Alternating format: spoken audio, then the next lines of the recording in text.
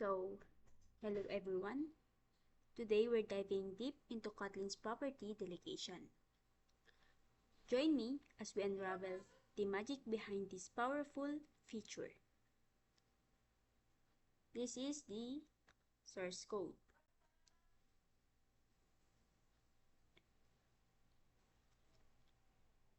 So, first question. What is the purpose of the two libraries?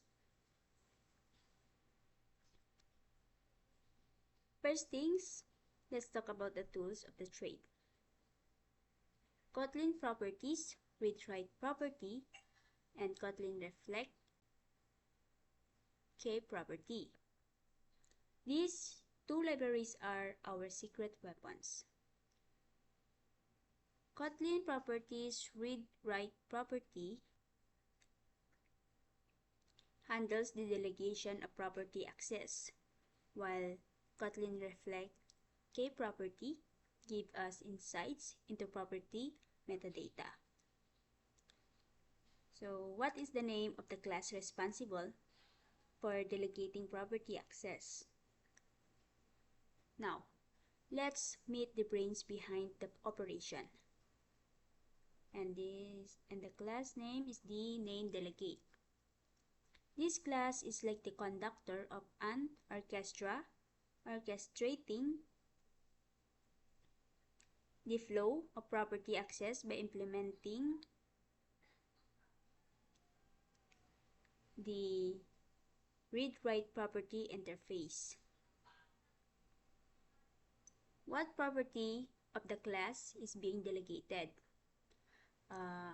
The star of the show, the name property of the person class,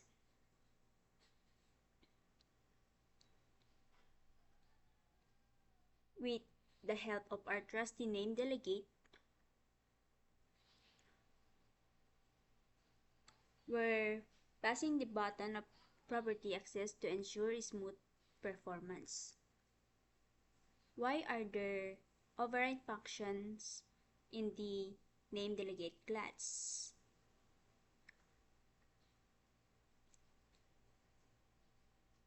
Now, you might be wondering about these override functions in the name delegate class. These functions get value and set value are like the gears in a well-oiled machine, ensuring seamless property access as required by the read-write property interface.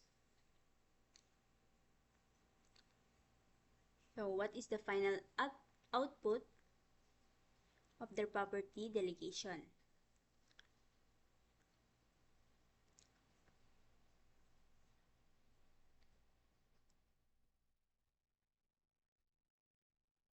Time for the grand finale. Let's see our property delegation in actions. We'll introduce Maria as our person. Display her initial name. Update it into Sophia. And witness the transformation in real time.